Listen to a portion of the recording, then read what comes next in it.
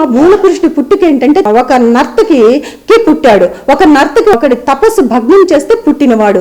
అయితే తను తర్వాత పెళ్లి చేసుకున్నది ఒక మాదిగ వాళ్ళ అమ్మాయిని చేసుకుంటాడు. చేసుకున్నాక వాళ్ళకు పుట్టిన సంతానం మేమందరం. అయితే ఇలాగా ఈ యొక్క బ్రాహ్మణులు పుట్టింది అతనికి, బ్రాహ్మణులకు పుట్టింది. అయితే ఇతను ఎలా బ్రాహ్మడయ్యాడంటే తపంబుచే విప్రుండు ధరవశిష్ఠుండు అంటారు. తపస్సు చేయడం వల్ల, అంటే ఇలా అదనపు ఉపనయనం జరిగించుకుని, అంటే ఉపనయనం అంటే ఏదో దారం వేయడం కాదండి, మారు మనస్సు పొందడం.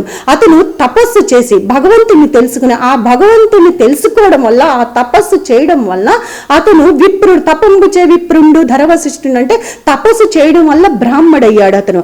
అలాగా మేము అతనికి పుట్టిన సంతానం కాబట్టి మేమందరం బ్రాహ్మణమయ్యాం. అంటే బ్రాహ్మణులు అవ్వాలంటే మనం ఏదో ఆ కులంలో పుడితే కాదు, మనకి మారు మనస్సు ఉండాలి, మనకి జ్ఞానోదయం ఉండాలి, మనం దేవుణ్ణి స్వీకరించాలి, మంచి మార్గంలో నడవడం వల్ల బ్రాహ్మణికం వస్తుంది. అయితే ఇలాగా అతను కూడా తపస్సు చేసి మారు మనస్సు పొందడం వలన బ్రాహ్మడయ్యాడు. అతనికి పుట్టిన సంతానం అందరూ ఇక బ్రాహ్మలు అనబడ్డారు. కాబట్టి ఇట్లాగా ఈ ఉపనయనం ద్వారా బ్రాహ్మలు అవుతారు. సరే, నేను ఈ ఓంకార స్వరూపుడు, అక్షర స్వరూపుడు ఎవరు, ఈ ఆది సంభూతుడు ఎవరు అంటే ఈ సృష్టి యావత్తు జరగనట్టు ఆది కాండం 1వ అధ్యాయంలో చెప్తాడు. ఆది యందు దేవుని ఆత్మ జలముల మీద అల్లాడెను అంటారు. నారాయణుడు అంటే నార అంటే జలములు, నారాయణుడు అంటే జలముల మీద అల్లాడిన వాడు అని అర్థం. అయితే ఈ జలముల మీద అల్లాడిందంట దేవుడు ఆత్మ. అంటే అంతకు ముందు ఎవరు లేడు, ఆది సంభూతుడు ఆయన ఒక్కడే ఉన్నాడు.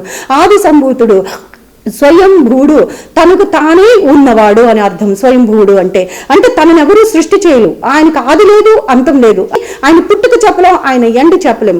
కాబట్టి ఆది సంభూతుడు. ఇలాగ సకల దుఃఖరతుడు, సకలైశ్వర్యం ఇచ్చేవాడు, స్వీకరించుటకు యోగ్యమైన శ్రేష్ఠుడైన పరిశుద్ధుడైన పాపం లేని దేవుడు, మన బుద్ధిని జ్ఞానాన్ని ప్రేరేపించే దేవుడు, మన పాప కర్మాల నుంచి, జన్మ కర్మ పాపాల నుంచి విడుదల చేసే దేవుడు ఎవరని నేను వెతుకుతూ వస్తున్నాను.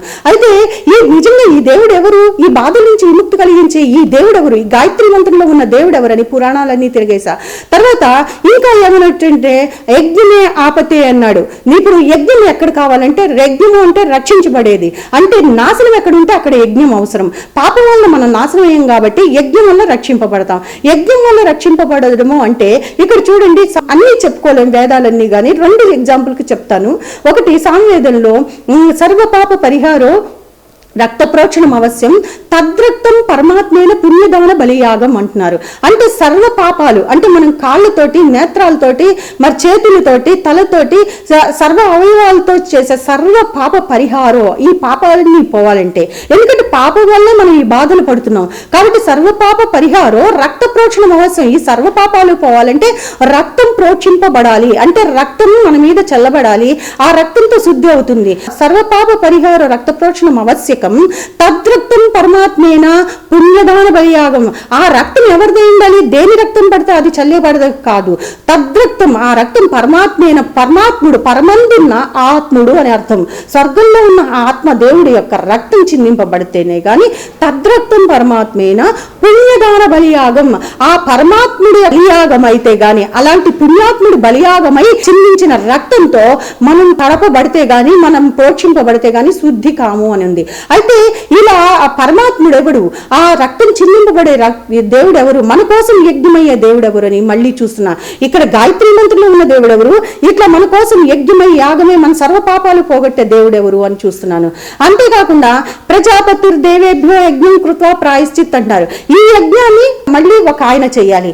ప్రజాపతి దేవేభ్యో యజ్ఞం కృత్వా ప్రాయశ్చిత్ అంటే ప్రజాపతి అయిన దేవుడు ఆ యజ్ఞం చేయాలి. ప్రజాపతి దేవేభ్యో యజ్ఞం కృత్వా ప్రాయశ్చిత్ అంటే ప్రజాపతి అయిన దేవుడు, ప్రజల్ని పరిపాలించే దేవుడు యజ్ఞం చేస్తేనే, ఆ యొక్క యజ్ఞం జరిగితేనే ఆ ప్రజాపతి చేయాలి, దేవుడు చేయాలి, దేవుడు యజ్ఞం అవ్వాలి. ఇక్కడ చేసే దేవుడు ఎవరు, ఇక్కడ యజ్ఞమయ్యే దేవుడు ఎవరు అర్థం కావట్లేదు నాకు.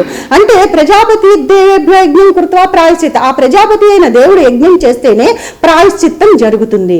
కాబట్టి ప్రజాపతి దేవేభ్య అంటే ఈ యజ్ఞం చేసే ప్రజాపతి ఎవడు, ఇక్కడ యజ్ఞమయ్యే పరమేశ్వరుడు ఎవరు, నాకు ఈ 2 అర్థం కావట్లా. అసలు వీళ్ళు ఎవరు, మన కోసం ఎందుకు యజ్ఞం అవ్వాలి అని ప్రశ్న వేసుకుంటే అక్కడ ఏముందంటే యజ్ఞమే రక్షిస్తుంది అంటే నాశనం ఉంది, మనలో పాపం ఉంది కాబట్టి ఈ బాధలు పడుతున్నాం. ఈ పాపం పోవాలంటే దేవుని యొక్క రక్తం చిందింపబడాలి. ఇప్పుడు మనం ఎవరినైనా శవాన్ని ముట్టుకున్నా, అంటు ముట్టుకుని ఏదైనా తప్పు చేసినా మనం దేవుడికి మొక్కుకుని ఒక కొబ్బరికాయ కొట్టో లేకపోతే ఒక పుణ్యవచనం నీళ్ళు నీళ్లనో లేకపోతే గంగా జలమనో పసుపు నీళ్లనో మనం వచ్చి వాళ్ళతో చల్లించుకుని స్నానం చేసి వస్తే వాళ్ళు చల్లితే మనం శుద్ధి అయి పవిత్రపరచబడ్డాం అంటారు. మరి అదే ఇప్పుడు జరగాల్సింది ఏంటంటే, ఇప్పుడు అది మామూలుగా ఈ అంటుముట్లకి, మరి ఇప్పుడు నిజంగా మన సర్వ పాపాలు పోవాలంటే రక్తం ప్రోక్షింపబడాలి. అది గొర్రెదో మేకదో పశువులదో మరి గంగా జలమో ఈ నీళ్ళు అయితే వాటితో మనకి శుద్ధి అవ్వదు, ఒకతో పాపమే పోతుంది. మరి పూర్తి పాపాలు పోవాలి కదా అని దేవుడు యోచించి అది పరమాత్ముడే తను బలి అవ్వడానికి నిశ్చయించుకున్నాడు. ఆ బలి యాగం కూడా తను చేయడానికే నిశ్చయించుకున్నాడు. మరి ఇక్కడ ఈ వేదాల్లో చెప్పిన బలి అయ్యే దేవుడెవరు, మరి యజ్ఞం చేసే దేవుడెవరు, యజ్ఞం అయ్యే దేవుడెవరు, గాయత్రి మంత్రంలో ఉన్న దేవుడెవరని నేను చూస్తూ ఉంటే నాకు అర్థం కాల. అన్ని దేవుళ్ళని తిరిగేసుకుంటూ వస్తే అసలు సృష్టికర్త ఎవరు అని నేను చూసుకుంటూ వస్తే సృష్టికర్త ఒక్కొక్కళ్ళు ఒక్కొక్కలా చెప్తున్నారు. అసలు ఒక ఆడది సృష్టికర్త అంటున్నారు, ఆడదాని నుంచి సృష్టి స్థితి లయకారకులైన త్రిమూర్తులు పుట్టారంటారు. తర్వాత ఆ త్రిమూర్తులు మళ్ళీ సృష్టి చేస్తే వాళ్ళే మళ్ళీ ముగ్గురు చొప్పున పుట్టుకొస్తున్నారు. అయితే మరి ఆ సృష్టి అనేది శూన్యంలో జరగాలి. ఆ సృష్టి అనేది శూన్యంలో జరగాలంటే ఆ సృష్టి చేసేవాడి కంటే ముందర ఎవరు ఉండకూడదు, ఆ సృష్టి చేసిన ఆయన తర్వాత ఇంకెవరు సృష్టికర్త ఉండకూడదు. కానీ ఇక్కడ ఎవరికి వాళ్ళే సృష్టికర్తలు అని చెప్పుకుంటున్నారు. నాకు అది నచ్చల. సృష్టిగా దేవుడు ఒక్కడే, దేవుడు ఒక్కడే. కాబట్టి సృష్టికర్త ఎవరో కరెక్ట్ గా మా వేదాలు ఉపనిషత్తులు పురాణాలు చెప్పట్లేదు. కరెక్ట్ సృష్టికర్త ఎవరికి వాళ్ళే సృష్టికర్త అని పురాణాలు బోధిస్తున్నాయి. అయితే అది నాకు సృష్టికర్త విషయంలో తృప్తి కలగలేదు. తర్వాత చూశాను, పోనీ ఈ యజ్ఞమయ్యి యాగం చేసే దేవుడెవరు, యజ్ఞం చేసే దేవుడెవరు, యాగమయ్యే దేవుడెవరు, అసలు నేను దేవుడిగా స్వీకరించడానికి నా జన్మకర్మ పాపాలను పోగొట్టే దేవుడెవరా అని వెతుకుతున్న సమయంలో నాకు ఈ దేవుళ్ళందరూ సాధారణ మామూలు మానవుల్లాగా ప్రాణభయంతో మరి యజ్ఞాలు చేస్తూ యాగాలు చేస్తూ మరి తాపాలతోటి కోమ క్రోధ మదమత్సరాలతోటి ఉన్నవాళ్ళు ఏంటంటే మామూలు మానవుడిలాగా ఒకళ్ళని ఒకళ్ళు శపించుకోవడం, ఒకళ్ళ మీద ఒకళ్ళు కోపం, ఒకళ్ళని ఒకళ్ళు చంపుకోవడం, ఒక్కొక్క ప్రాణభయాలతో పరిగెత్తడాలు, మరి దేవుడి దగ్గరికి వెళ్ళి ఒకళ్ళు దేవుడు క్షమించమని రక్షించమని అడగడాలు, ఇంకా ఏంటంటే రహస్యంగా పాపాలు చేయడాలు, ఆ పాపాలు పోగొట్టుకోవడం కోసం మరి యజ్ఞాలు చేయడాలు, యాగాలు చేయడాలు. పాపం వలన వచ్చే జీతం మరణం కాబట్టి అది వాళ్ళకు కూడా తెలుసు కాబట్టి ఆ మరణం తప్పించుకోవడానికి వాళ్ళు మోక్షం కోసం మరి అశ్వమేధ యాగమని ఇలా ఎన్నో యాగాలు యజ్ఞాలు చేయడాలు, మరి వాళ్ళ పాపాలు పోగొట్టుకోవడానికి వాళ్ళు ఎన్నో చేశారు. అయితే చేసి వాళ్ళ పాపాలు పోగొట్టు ఆఖరికి వాళ్ళు మరణం అయిపోయారు ఆ దేవుళ్ళు. అయితే మరణం అనేది దేవుడికి లేదు, పుట్టుక అనేది లేదు. అయితే నాకు ఈ దేవుళ్ళల్లో నాకు ఇది కనబడలేదు. నేను ఇప్పుడు ఈ గాయత్రి మంత్రంలో ఉన్న దేవుడు, ఈ యొక్క సామవేదం యజుర్వేదంలో ఈ వేదాల్లో చెప్పిన దేవుడు ఎవరు అంటే ఏ దేవుడిని చూసినా తృప్తి కలిగే దేవుడు లేడు. ఈ లక్షణాలు ఉన్న దేవుడు నాకు కనబడలేదు. కనబడపోయేసరికి నేను ఇంకప్పుడు బాధపడుతున్నా. అన్ని మత గ్రంథాలు అన్ని తెలుసుకున్నాను, అన్నిటిలో కూడా నాకు కనబడలేదు, తృప్తినివ్వట్లేదు. ఓహో, ఈ ప్రపంచంలో దేవుడు లేడు, ఇదంతా ఊరికే ఎవరికి చేతనైనట్టు వాళ్ళు రాశారు, నేను మరణమైపోదాము అని విషం తాగుదాం అనుకున్న సమయంలో నాకు ఏమైందంటే విషం తాగి చనిపోదాం అనుకుని పాపకి విషం ఇచ్చి నేను విషం తాగేసి రక్షించేవాడు, సహాయకుడు, ఆదరించేవాడు మరి దేవుడు గాని మనిషి గాని లేక ఇంకా మేము 20వ తారీఖు తర్వాత తినడానికి కూడా ఒక పూట తినడానికి కూడా గతి లేక మేము ఇంక ఈ తనువు చాలిద్దాం అనుకుని మేమిద్దరం ఒక విషం తాగి ఊరవతల చనిపోదామని నిర్ణయించుకున్న సమయంలో ఏమైందంటే నాకు ఆ రోజు సాయంత్రం 6:30 గంటలకి ఈ నిర్ణయం తీసుకున్నా చనిపోదామని. ఏడుస్తున్నాను, బాగాను ఏడుస్తుంటే అప్పుడు నాకు ఒక నడి వయస్కుడు తెల్లని వస్త్రాల్లో నా దగ్గరికి ఇలా నడిచి రావడం కనబడితే ఎందుకంటే నేను 3 అంతస్తుల పైన సేఫ్ గా ఉంటుంది ఆడదాన్ని ఒకదాన్ని అని పెంట్ హౌస్ లో ఇల్లు తీసుకున్నాను. అక్కడికి ఎవ్వరూ రారు, డిస్టర్బెన్స్ ఉండదని. అయితే ఆ 3 అంతస్తుల పైన తాళాలు వేసున్న ఇంట్లోకి ఒక మనిషి వచ్చి నన్ను అన్నారు, అమ్మా ఏంటి నీ బాధ అని అడిగారు.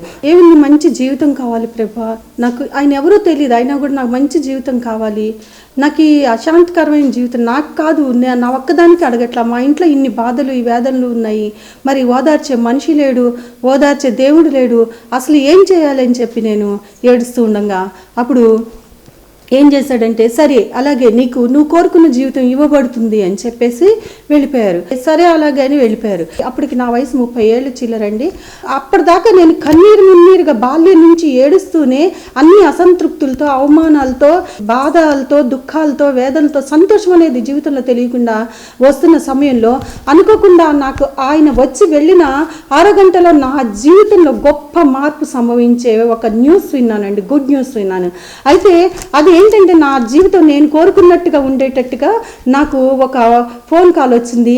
దాన్ని బట్టి నా జీవితం మారిపోయింది. అయితే ఆ రోజు అలా జరిగేసరికి ఎవరు ఈ వచ్చిన ఆయన ఎవరు, ఈ వచ్చి వెళ్ళిన తర్వాత నాకు జరిగేదేంటి, నేను వెతికే దేవుళ్ళు ఎవరు నాకు సహాయం చేయలేదు ఇప్పటిదాకా, మరి ఈ వచ్చిన ఆయన ఎవరు, కొత్తగా ఎవరు వచ్చారు అని నేను ఆలోచిస్తుండగా నాకు కొన్ని ఏళ్ల తర్వాత నిద్ర తిండి లేదండి. ప్రతి నిమిషం ఆలోచన గట్టిగా కునుకు పట్టేసరికి నాకేమవుతుందంటే మెలకు వచ్చేస్తుంది. ఏంటి రేపు పరిస్థితి ఏంటి, నెక్స్ట్ పరిస్థితి ఏంటి, ఎలా బతకాలి అనేది దాంతో నిద్ర మెలకు వచ్చేసేది.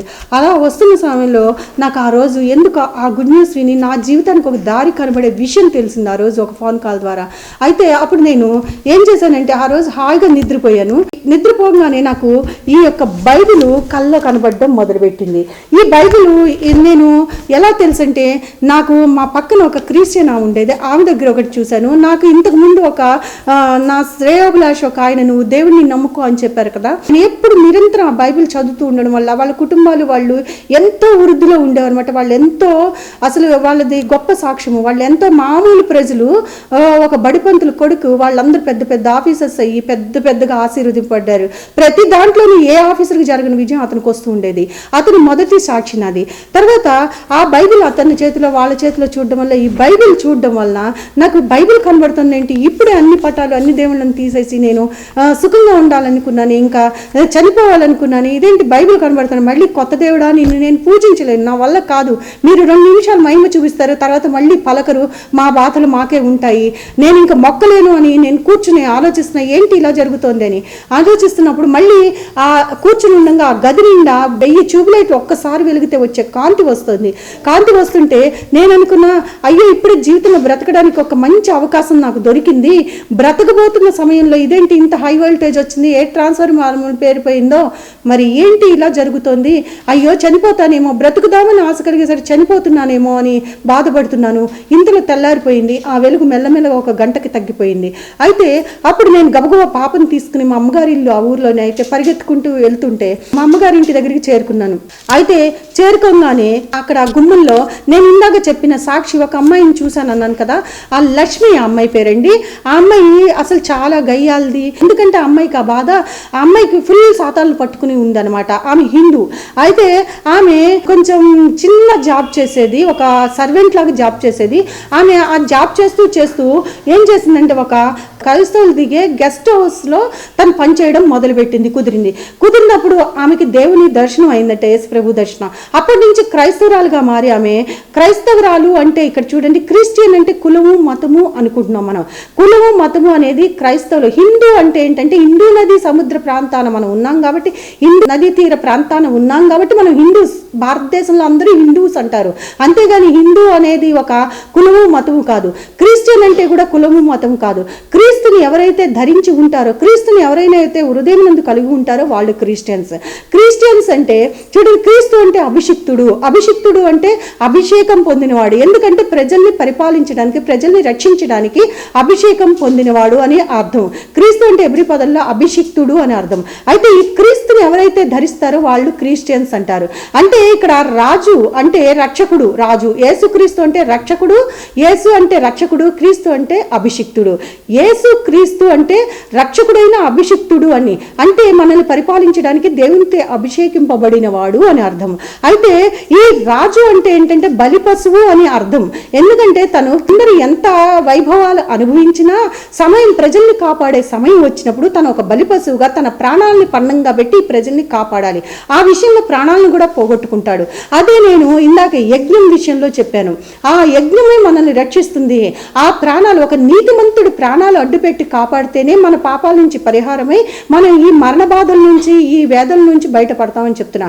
అదే క్రైస్తవురాలు అంటే క్రీస్తుని హృదయమందు ఎవరైతే కలిగి ఉంటారో వాళ్ళు క్రిస్టియన్స్. ఇది కులము మతము కాదండి. ఈ యొక్క రక్షకుడిని ఎవరైతే హృదయమందు కలిగి ఉంటారో ఆమె అలా ఆ రక్షకుడిని, క్రీస్తుని హృదయమందు కలిగి క్రైస్తవురాలు అయిపోయింది, క్రీస్తుని నమ్మి. అయితే క్రైస్తవురాలై ఆమె ఎన్నో ఆత్మల్ని మారుస్తుంటే మాకు విసుగ్గా ఉండేది. పక్కన ఏంటి గోల, పడుకోకుండా మేము ఉద్యోగాలు చేసి అలసిపోయి వస్తున్నాం, రాత్రి పగలు దేవుడి పాటలు పాటలు పాడుతుంది, దేవుడి మాటలు చెప్తుంది అనుకున్నాం. అయితే ఆమె ఒక మంచి భక్తురాలుగా మారిపోయింది. అప్పటి నుంచి ఆమె ఎంత ఆశీర్వదింపబడింది అంటే, ఒక సర్వెంట్ చిన్న చిన్న ఇంట్లో కాఫీలు టీలు చేసి ఇస్త్రీలు చేసే అమ్మాయి కొడుకులు వాళ్ళు పెద్ద పెద్ద ఆఫీసర్స్ అయ్యి మంచి మంచి ఉద్యోగాలు, మంచి మంచి షాపులు పెట్టుకుని ఎంతో ఆశీర్వదింపబడ్డారు దేవుళ్ళలోకి వచ్చాక. అయితే ఆమెను చూసినప్పుడల్లా ఈమె అసలు ఎంత గయ్యాలది, ఇవాళ ఎంత మారింది అని ఆలోచించేదాన్ని. ఆలోచించి ఇది ఏ దేవుణ్ణి పట్టుకుందో బాగానే పట్టుకుంది, ఆ దేవుడి వల్లే ఇది ఇంత సంస్కారవంతురాలయ్యింది అనుకున్నానే కానీ ఆ దేవుడు ఎవరో తెలుసుకుని నేను కూడా పట్టుకుంటే మా ఇంటి బాధలు తీరుతాయని నేను ఎప్పుడు ఆలోచించాల.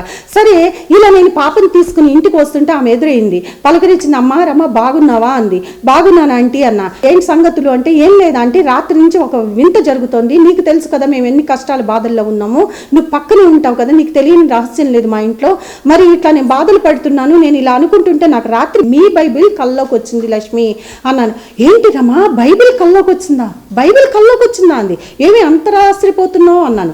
అంటేను బైబిల్ అంటే ఏంటనుకున్నావు, దేవుడు రమా, దేవుడు. ఆ దేవుడి కోసం ఎంత తపస్సు చేసినా మా కళ్ళలో కనబడట్లేదు, అసలు మాకు కనబడాడు దేవుడు, నీకు కనబడ్డా, నీ అదృష్టం రమా, నీ బ్రతుకు మారిపోతున్నామా అంటే, ఊరుక లక్ష్మి, ఒక పుస్తకము 2 అక్షరాలు దేవుడు అంటావేంటి, ఇన్ని గుళ్ళు గోపురాలు విగ్రహాలు ఉండంగా అన్న. అంటేనే కాదమ్మా రమా, మీకు ఎన్నాళ్ళ నుంచో చెప్దాం అనుకున్నా, మీరు చాలా బాధల్లో ఉన్నారు, నేను ఎంతోమంది చెప్పి మార్చాను, మీకు కూడా చెప్తే మీరు మమ్మల్ని అసలు ముట్టుకోరు అంటుకోరు, మమ్మల్ని పలకరీరు, కానీ చెప్తే వినరని చెప్పట్లేదు, నీకే దేవుడు దర్శనం ఇచ్చాడు, నీ అదృష్టం, నువ్వు ఏం పుణ్యం చేసావో నీకు కనబడ్డాడు, కాబట్టి ఒక్కసారి ఈ బైబిల్ చదువు నీకు అంత అర్థమవుతుంది అని. ఏంటి పుస్తకం వల్ల ఏం మోక్షం వస్తుంది లక్ష్మి, పుస్తకం వల్ల వస్తే ప్రతి ఒక్కడు ఒక పుస్తకం కొనుక్కుని చేస్తాడు, ఎందుకు అసలే బాధల్లో ఉన్నావు అని బాధపడుతుంటే, కాదమ్మా రమ్మా ఒక్కసారి బైబిల్ చదువు, ఒక్కసారి చదువమ్మా అంది. అనేసరికి సరే, నాలో ఒక విషయం ఉంది, ఎవరైనా చెప్తే ఒకసారి ఆలోచిస్తా చేస్తానన్నమాట. ఎందుకంటే చాలా దుడుగ్గా చాలా హడావుడిగా ఉండే మనిషిని నేను. అలాంటి దాన్ని నేను సరే చదివితే ఏం పోతుంది, ఇది ఒక్కటే కదా మిగిలింది, ఆఖరిది చదువుదాం. సరే లక్ష్మి, ఈ బైబిల్ తీసుకుని మా ఇంటికి వెళ్తే మా వాళ్ళు ఒప్పుకోరు, కాబట్టి నేను వెళ్ళేటప్పుడు దొంగతనంగా బైబిల్ ఇంట్లో ఒకసారి ఒక 5 రోజులు